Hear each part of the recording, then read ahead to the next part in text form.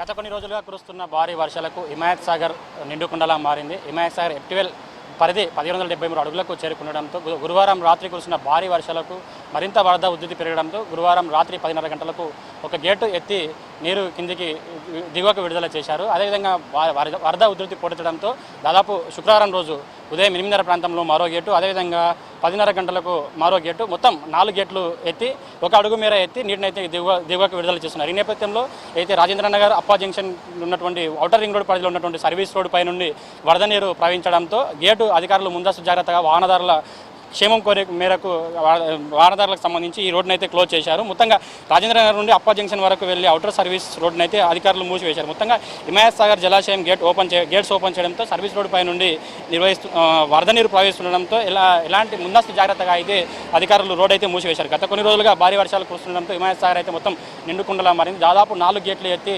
దిగువకు మూసి నదిలోకి నీరుని అయితే విడుదల చేస్తున్న పరిస్థితి మనకు కనిపిస్తుంది. ముఖ్యంగా ఈ రోడ్డుకు సంబంధించి దాదాపు ఈ రోడ్డు పరిధిలో నుండి ఏదైతే ప్రధానంగా ఈ సర్వీస్ రోడ్డు పరిధిలో రాజేంద్ర నగర్ నుండి అప్పా జంక్షన్ వెళ్ళేవారు, అదేవిధంగా అప్పా జంక్షన్ నుండి రాజేంద్ర నగర్ వచ్చేవారు. ముఖ్యంగా బండ్లగూడ, కిస్మత్పూర్, బుద్వేల్ నుండి వెళ్ళాలని అయితే సూచిస్తున్నారు. మొత్తంగా ఎందుకైతే దాదాపు ఇప్పుడు భారీ వర్షాకాలం కాబట్టి ఇంకా ఎక్కువ వర్షాలు కురిసే అవకాశం ఉంది కాబట్టి ముందస్తుగానే ప్రయాణికుల సంక్షేమార్థం కూడా ఈ యొక్క రోడ్డును అయితే మూసివేశారు. ముఖ్యంగా ఇటు బాగా ట్రాఫిక్ జామ్ అయినప్పటికీ కూడా ముఖ్యంగా ఇటు రాజేంద్ర నగర్ నుండి అప్పర్ సర్వీస్ జంక్షన్ రోడ్డు వైపు వెళ్ళేవారు మాత్రం ముఖ్యంగా బండ్లగూడ నుండి కిస్మత్పూర్, అదేవిధంగా బుద్వేల్ నుండి వెళ్ళాలని కూడా అధికారులు అయితే సూచిస్తున్నారు. ముఖ్యంగా వరద నీరు ప్రవేశిస్తున్న ప్రాంతాల్లో, అదేవిధంగా హిమాయత్ సాగర్ పరిసర ప్రాంతాల్లో ఉన్నటువంటి ఏదైతే వరద నీరు గేట్ కుదరగా ఆ గేట్ల దగ్గర కూడా ఎవరు కూడా సెల్ఫీ దిగడానికి వెళ్ళొద్దని కూడా అధికారులు అయితే సూచిస్తున్నారు. ఎందుకంటే భారీ వర్షాలు కురుస్తున్న సమయం కాబట్టి మరింత ఇప్పటికే 4 గేట్లు విడుదల చేసి అయితే నీరుని కిందికి వదులుతున్నారు. ముఖ్యంగా మూసి పరివాహక ప్రాంతాల్లో ఉన్నవారు కూడా అప్రమత్తంగా ఉండాలని కూడా ఇప్పటికే అధికారులు అయితే ఆదేశాలు అయితే జారీ చేశారు. మొత్తంగా ఈ రోడ్డుకు సంబంధించి ఏదైతే సర్వీస్ రోడ్డుకు సంబంధించి మాత్రం ఇప్పటికే రోడ్డు కూడా క్లోజ్ చేశారు. దీనికి సంబంధించి ఇప్పటికే